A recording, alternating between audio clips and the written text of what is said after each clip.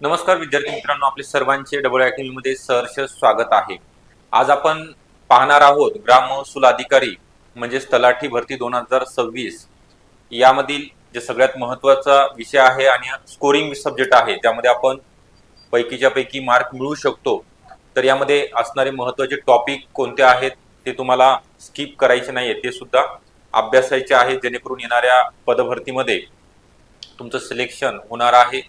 मराठीमध्ये 25 पैकी 25 जर प्रश्न तुम्ही बरोबर जर घेतले, जर आले तुमचे, तर 100% बाकी म्हणजे फायनल सिलेक्शन लिस्ट मध्ये नाव येण्याची शक्यता राहते। ओके, तर त्या अगोदर आपल्याकडे तलाठीकरिता बॅचेस स्टार्ट झालेले आहेत।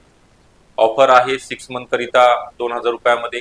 त्यासोबत यामध्ये तुम्हाला जुन्या प्रश्नपत्रिका विश्लेषण, सर्व विषयांचे रेकॉर्डेड लेक्चर पाहायला मिळणार आहेत। ऑनलाईन बॅच असेल, लाईव्ह प्लस रेकॉर्डेड स्वरूपामध्ये। व्हिडिओ डाउनलोड करण्याची सुविधा असणार आहे। लेक्चर आपण अनलिमिटेड वेळा पाहू शकणार आहात। तर ही बॅच तुम्हाला जॉईन करण्याकरिता 80 10 45 77 60 हा नंबर आहे, या नंबरवरती तुम्ही संपर्क करायचा आहे।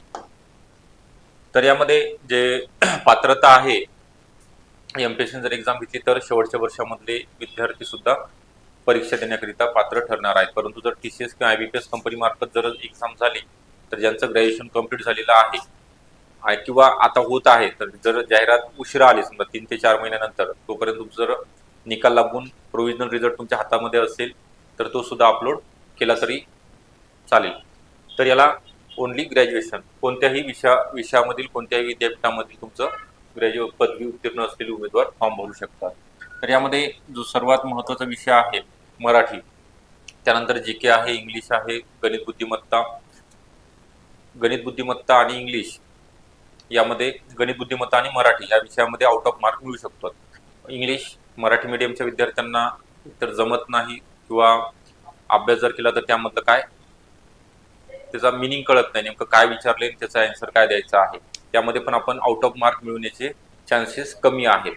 आणि राहिला विषय जनरल नॉलेजचा, तर यामध्ये सुद्धा बरेच काही सारे विषय आहेत, जेवढं वाचाल तेवढं कमी आहे। आणि नेमकं कोणत्या बुकमधनं क्वेश्चन काढतात आणि तो आपल्याला येईल का नाही याची खात्री सांगता येत नाही। परंतु हे जे विषय आहे याच्याकरिता एकच बुक, मॅक्झिमम 2 बुक जर तुम्ही चांगला जर अजून अभ्यास करायचा असेल, तर वाळिंबे सरांचं किंवा शेख मॅडमचं आहे, फातिमा शेख मॅडम आहेत, त्यांचं तुम्ही वापरू शकता।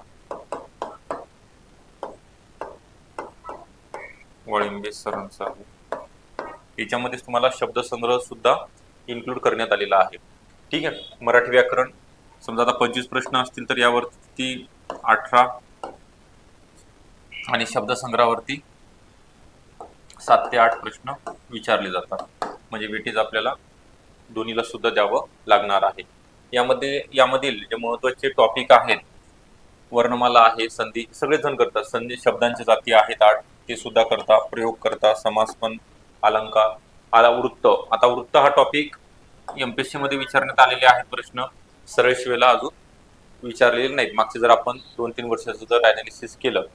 परंतु यामध्ये स्पर्धा वाढलेली आहे, निगेटिव्ह मार्किंग सुद्धा चालू झालेली आहे। तर जे विचारलेले नाहीयेत टॉपिक सरळ शिवेमध्ये, ते तुम्हाला प्रश्न विचारण्याची शक्यता आहे। मग आता शब्दशक्ती, ओके, शब्दाच्या अंगी असणारे शक्ती, त्यामध्ये अभिधा, लक्षण आणि व्यंजना। परत त्याच्यामध्ये मोराळंबे सरांच्या बुकमध्ये अभिधाचे किती प्रकार पडतात, योग अभिधा आहे, रूढ अभिधा आहे, आणि तिसरा योग रूढ अभिधा आहे। त्यानंतर लक्षणा शब्दशक्ती म्हणजे काय, व्यंजना शब्दशक्ती, त्यांचे उपप्रकार, हे आपल्याला अभ्यासावं लागणार आहे।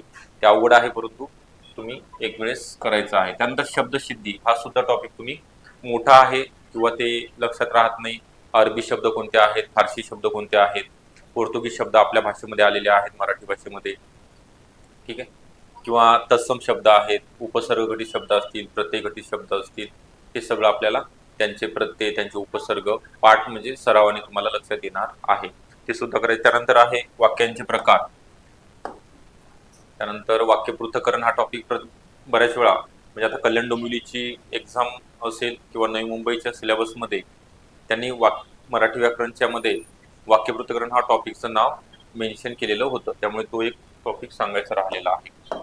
वाक्याचं पृथक्करण आपण कसं करतो, प्रत्येक शब्दांचा अर्थ कसा लावतो, याचं सुद्धा नॉलेज आपल्याला असणं गरजेचं आहे. म्हणजे यामध्ये दोन विभाग पडतात, उद्देश विभाग आणि विधेय विभाग.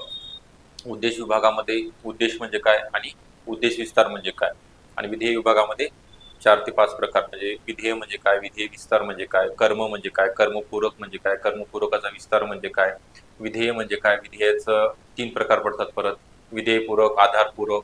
ओके, ह्या गोष्टी आपल्याला जाणून घ्याव्या लागणार आहेत. आता हे झालं ग्रामरचं, म्हणजे तुमचं मराठी व्याकरण एवढं आहे. त्यासोबतच तुम्हाला शब्दसंग्रह, म्हणजे जे 7 ते 8 प्रश्न आपल्याला विचारले जाणार आहेत, म्हणजे एक प्रश्न 2 मार्काला, म्हणजे 16 मार्क आपले शब्दसंग्रहावरती असणार आहेत. यामध्ये समानार्थी शब्द आहेत, विरुद्धार्थी शब्द, मनी, वाक्प्रचार, अलंकारिक शब्द आहेत, एकाच अर्थाचे अनेक शब्द, ते लक्षात ठेवायचे आहेत. ओके, त्यानंतर लेखक, त्यांची प्रसिद्ध पुस्तके असतील, टोपण नावे आहेत, कादंबऱ्या आहेत, जे काही फेमस आहेत किंवा ज्यांना आतापर्यंत सर्वोच्च पुरस्कार मिळालेले आहेत, त्याच लेखकावरती वारंवार प्रश्न विचारले जातात. मग त्यांचा पूर्ण जीवन वृत्तांत आपल्याला, म्हणजे जन्म झाल्यापासून त्यांनी कोणकोणते संस्था स्थापन केलेले आहेत किंवा पुस्तकं प्रसिद्ध झालेली आहेत, त्यांचे कोणते पुरस्कार मिळालेले आहेत, याविषयी माहिती जाणून घेणं म्हणजे कलेक्ट करायची आहे. ठीक आहे, त्या सगळ्या गोष्टी तुम्हाला या ठिकाणी सांगितलेल्या आहेत. तर आता तुम्हाला हे टॉपिक महत्त्वाचे सांगितलेले आहे, यासोबतच नेमकं काय करायचं आहे.